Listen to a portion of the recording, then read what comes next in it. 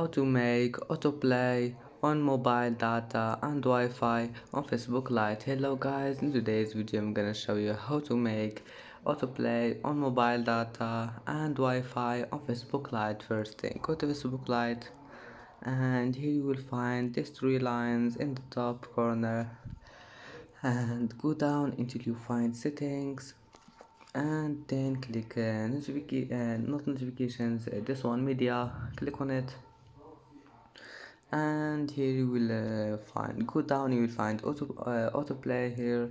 Just select on mobile data and Wi-Fi, click on it and